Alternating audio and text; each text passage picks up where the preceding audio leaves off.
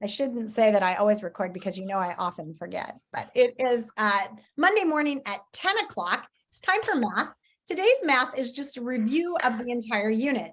So I have a couple of things that I needed to check on. I noticed a few people had some missing assignments, and today's a great day for you to go back and make sure you've finished up all your assignments so you're ready for the end of unit test tomorrow. A few people have already finished the end of unit test. Javier, Lauren, and Sasha. Wow, you guys are working way ahead. So today will be a great day for you to work on Dreambox. And then we had a bunch of people who came and did their math facts with me last week on the times table chart. If you didn't come for that, then I'm going to do some practice tomorrow. Okay. Hi, Noah, what is the chat thing going on? Okay, I'm going to shut down the chat because we need to be focused on what we're doing right now. So it's the start of the week, which I like to give you guys off on the right foot. So we're going to do a quick warm-up activity for math. And then we're going to go into breakout rooms and do the review assignment and then do Dreambox lesson. So everybody gets their Dreambox done. So again, the lesson today is 3.07, but if you haven't finished some of the other lessons, then you really need to go do those.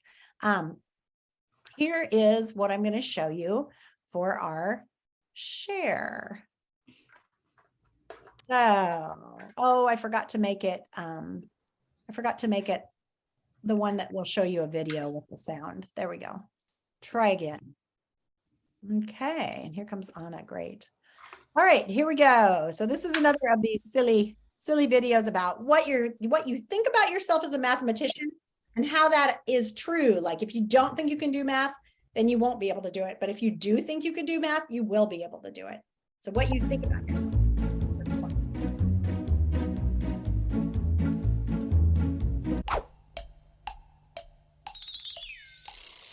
This is so challenging. I really don't think I can even do this. It's the same one we watched. This is really hard, but I believe I can finish it. I'm gonna keep trying different things.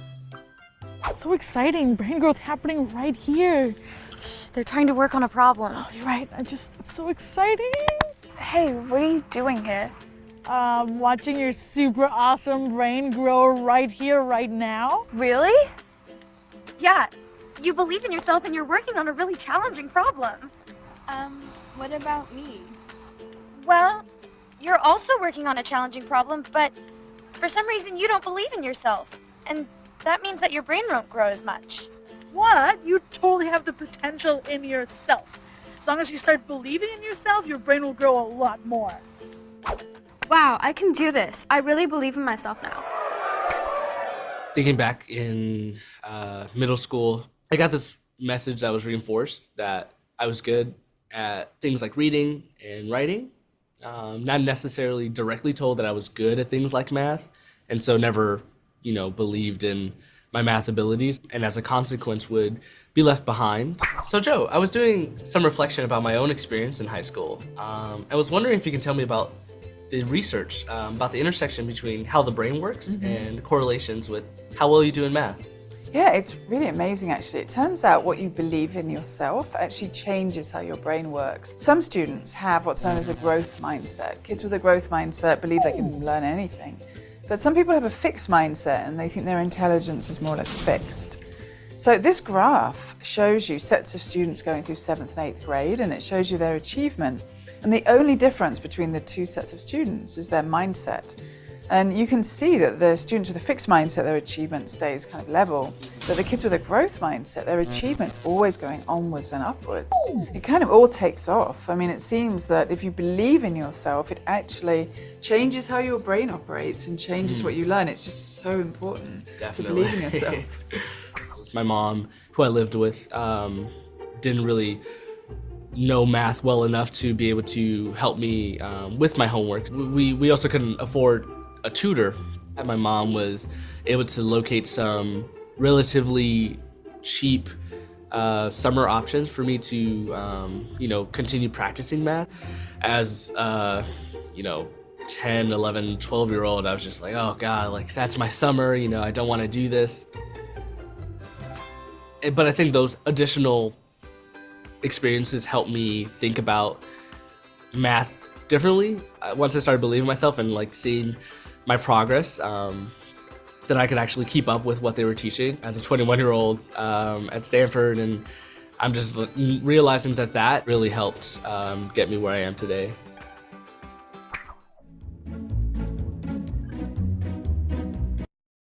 Okay, I'm going to stop my share on that. So, friends, it's one thing to say, like, you need to believe in yourself, then you'll do better at math. But how do you believe in yourself? Does anybody have any suggestions for their peers on how you can believe in yourself a little bit more in math? Anybody have anything they say to themselves or anything that helps you be more confident when you don't understand? Because your advice is probably the best advice. What do you do? Go ahead, For me, I know. take 3 deep breaths and say I can do it, and then for some I just take up the problem, and I'm on my way to the top of the leaderboard. Okay.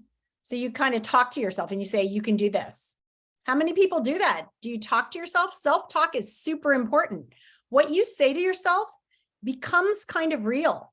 So if you're saying to yourself, I can't do this, I can't do this, I hate math, I don't understand, then that's going to be true. But if you start saying to yourself, I can't do this yet, I don't understand this yet, but I'll keep trying. Remember that even if you don't solve the problem, your brain is growing. Mila. I don't have any way that like I use if I'm confused about something, but I want to say something about the video. Yes. I'm having a hard time believing I think that what they're saying might not be true. If you're bad at math or if you're not good at it, I don't think believing in yourself is going to help you be good at math. It's just setting you up for failure and making yourself believe that you're good at it. It's not, math isn't like wanting to do something. Math isn't like wanting to accomplish something. So It's can I interrupt for a second? Because I actually believed like that too, Mila, until I went to Stanford to this training. So I actually went to this place and I met that woman who was talking. And here's what they did. They took a group of 6th graders who were at the low end of their class. They were failing math. All kids who did not believe they could do math. And they put them into this 2-week math camp where they kind of did math all day, but they did math with these young people who were supportive and said, keep trying, try it a different way. And they talked about how important it was to believe in yourself in math. And after 2 weeks, those kids had made 2 years growth on the state test. They passed the state test, Mila, kids who were failing. It's incredible work. So what they're finding about the human brain is brain science. And this is the neat thing about this program is they're not just mathematicians talking about math. They're combining with the brain science people to say, how do kids learn the most? And when do kids learn the most? And so that's why things like Dreambox are designed to make you a little bit frustrated and confused, because they have found that your brain grows the most when you're a little bit frustrated, but you keep trying. So I know you don't believe it right now, but what I would suggest you to do is get on that YouCubed site.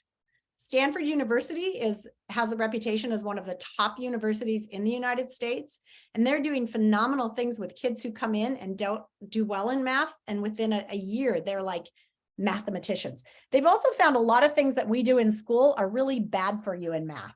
Like you come into school and you spell a word wrong and we say to you, good job, you spelled cat, and you like wrote down CT, right? So kids feel positive about themselves in spelling and reading, and they keep trying. But in math, you come in and you say 1 + 3, and you count it wrong on your fingers and you say it's 5. And we say, no, wrong, try again. And we kind of shut kids down. So what we see with kids is most kids come into school fairly equal in math, but within a few years, we teachers can kind of wreck your thinking about yourself in math. We mark your papers up, we tell you you're wrong. Even if you had a lot of good math thinking on that paper, if the answer comes out wrong, a lot of times teachers tell you that's wrong. But the truth is, just like in reading and writing, if you're trying and you're improving, it's getting better all the time, right? It doesn't have to be perfectly right when you're a kid. So I know you don't have to believe it, Mila, but I believe it. And I think there's a lot of research backing it up. I've read several books on brain science that show that they can do phenomenal things turning kids around in math if they believe in themselves. So you got to believe. All right, friends, let's take a look at this other little slideshow I have for you. It's kind of a fun one. And in this slideshow, I'm going to show you, not that one. I'm going to show you a slideshow of dots. I want you to look at the dots and see if you can get a mental picture of how many there are there. And then we're going to talk about how many you saw and what sort of arrangement of them you saw. The only trick is I'm only going to show you the picture for a second. So everybody needs to be looking in the screen right now, getting ready to count. Are you ready? Everybody looking. I'm going to show it to you for a second, and then I'm going to ask you how many you saw. Are you ready? Set, go. Okay. Did you see them? It was quick. How many did you see? Put it in the chat. How many dots did you see? Put it in the chat. Let me see. Do I have the chat to everyone? Let's do it to everyone.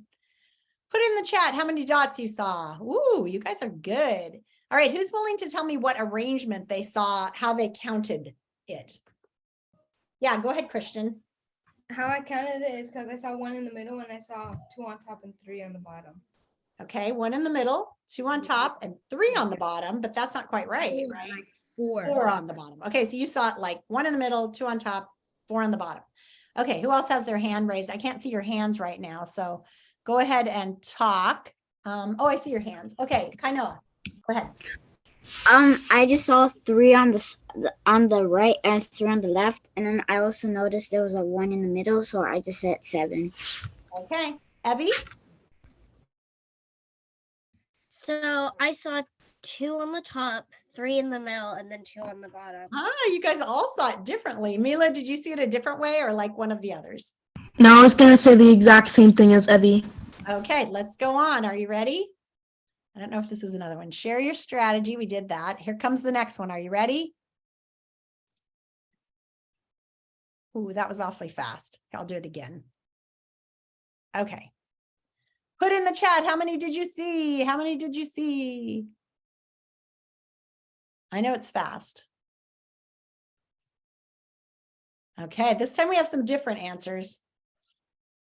I think you guys are better at this than I am. Okay, a lot of 12s, 12 to 15, 21. Okay, here we go. Let's have a look. Now, how did you see it? Mila? I saw 1 on the top, 2 on the top, 4 in the 4 twice in the middle, so like 8 in the middle, and then 2 on the bottom. Awesome. So 8 and 2 and 2, 8, 9, 10, 11, 12. Anybody who hasn't talked yet who'd like to tell us how they saw it? Amoy Amadi, go ahead. I saw I saw 2 on the bottom and 2 4s on the middle. Okay, sounds like the same strategy that Mila had. Anybody see it a different way? Evie? So, what I saw was 2 4s in the middle, which equals 8. And then I saw 2 4s at the 2 2s at the top, which equals 4, and 4 plus 8 equals 12. Okay, 2 2s at the top and bottom, right? All right, oops, sorry, here we go. The next one, ready? Here we go. 1, 2, 3, go. Okay, not that one, the one that I just showed you. Okay, oh, I see it coming in the chat. 5 or 6 people are saying. You guys are good. All right, 5 or 6, mostly 6s. Okay, Amori, what did you see this time? I saw 3 I saw 3 on a triangle, and then I saw 3 more on top of the triangle. Okay, so you saw a triangle and 3 more. Who saw it differently? Anybody? Kainoa? I saw it. It was like 3, 2, 1. So I counted by 3 and 3, 2, and then I added to 1, and then I got 1. Nice. Anybody see it differently? Sasha, did you have your hand raised? No? Mila, go ahead. I saw like 3 on the left, and then I saw the other 3 that was kind of in like a stair. Triangle. Okay, excellent. Let's see another one. Let's see, what's the last one? Oh, Evie, what did you see? You saw it differently? No, my hand was still raised from last time. Okay. Take your hand down. For some reason it sprung up. Okay, here we go. Extensions. Oh, that's it. Sketch the visual strategy. Oh, that's it. That's the dot one. Okay. I'm going to stop my share. I'm going to set up breakout rooms. I want you guys to do a Dreambox lesson and the review lesson. If you're done with the review, just go to your Dreambox. And I would like, I think you guys are all doing just fine, actually, on your math, getting it all submitted. Actually, I'm going to have, Homie, will you come into breakout room 1 with just me privately, and the rest of the rooms all set up? Well, I don't know which breakout room because I'm going to set it up individually. So whatever, just a minute. Let's see when we set them up. So I'm going to have you guys just working on your review 3.07. And if you wanted to start the test, you could. That's going to be 3.08. It's due tomorrow. And then you can do your Dreambox. Mila, question? Can we do partners? Not today for the review. I'd like you to do your review in your Dreambox today, but tomorrow you can do partners, okay? Let's see here. Opening all rooms, and then Halame, I'm going to come join you in room 17. Any questions before I leave?